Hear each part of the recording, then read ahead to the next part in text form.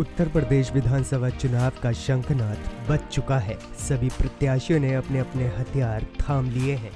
साथ ही एक दूसरे पर शब्दों के बाण चलाए जा रहे हैं, तो वहीं मतदाताओं को लुभाने के लिए कई वादे भी किए जा रहे हैं।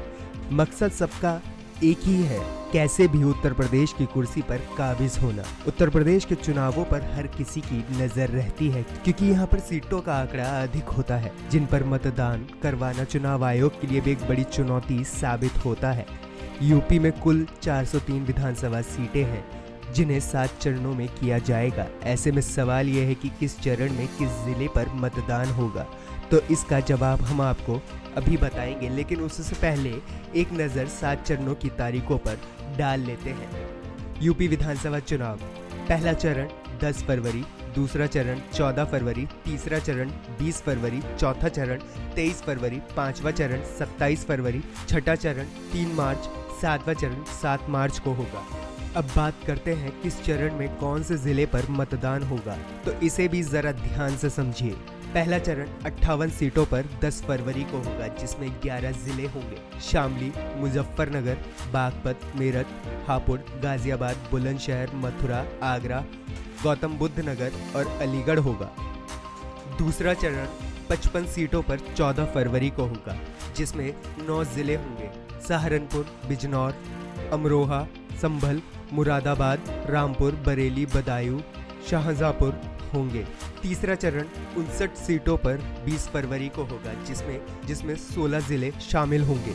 कासगंज, हाथरस, फिरोजाबाद, एटा, मैनपुरी, फर्रुखाबाद, कन्नौज, इटावा, औरैया, कानपुर देहात, कानपुर नगर, जनौल, हमीरपुर, महोबा, झांसी, ललितपुर होंगे।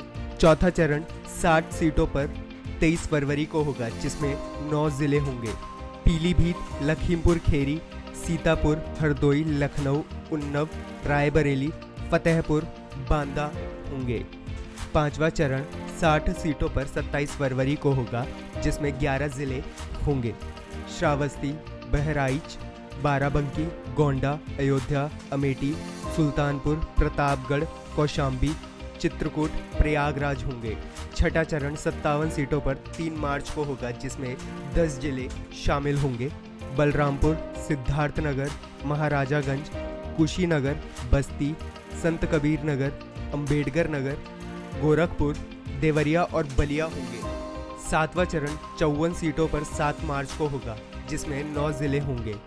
आजमगढ़, मऊ, जौनपुर, संत रविदास नगर, वाराणसी, मिर्ज़ापुर, गाजीपुर, चंदौली और सोनभद्र होंगे।